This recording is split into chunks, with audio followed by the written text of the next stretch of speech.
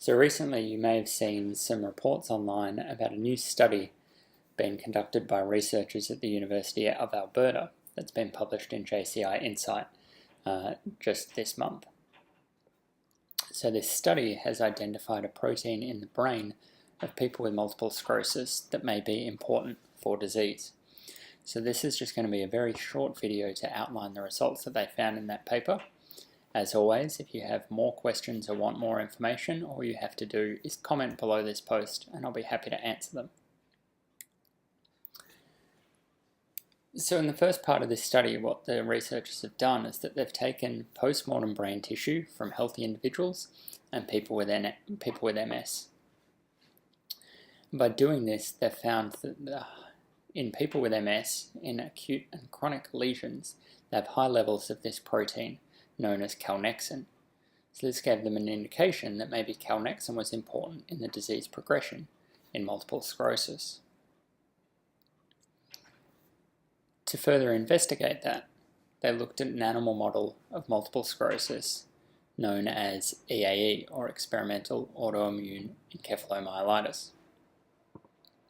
So what they did was that they took mice that either had normal levels of this protein, Calnexin, or mice that didn't have that protein at all. And what they saw when they induced disease in these mice was that in the mice that had Calnexin, normal levels of that protein, they developed MS, or the mouse model of MS, as expected.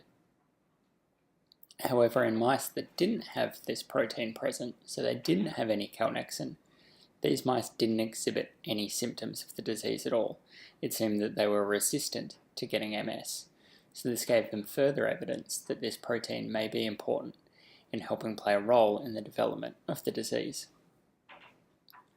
So next they wanted to try and work out why Calnexin may be involved, or how it might be giving this susceptibility to the disease, and why removing it might help protect.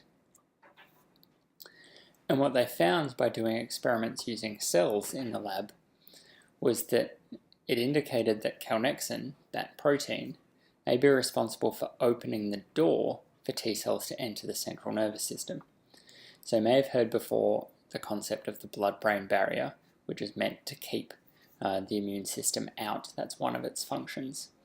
So it appeared in the mice that didn't have Calnexin, the T cells weren't able to cross that blood-brain barrier, whereas when Calnexin was present, the blood-brain barrier became open for the T cells to go through and enter the CNS.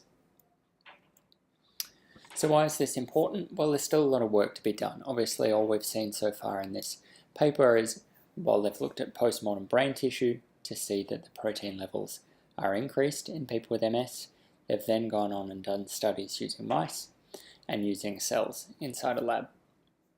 So as we know, there's obviously work that needs to be done to see whether those results can be replicated in human studies. But this is interesting because while there is much more to understand, it represents possibly an exciting new therapeutic target. So as always, with all of our posts, we ask that you like, comment and share. That really helps make sure that our content gets out to as many people as possible and helps us be able to keep doing what we're doing. As I said, if you do have any more questions on this study, please comment below and I'd be happy to answer them. Thanks everyone.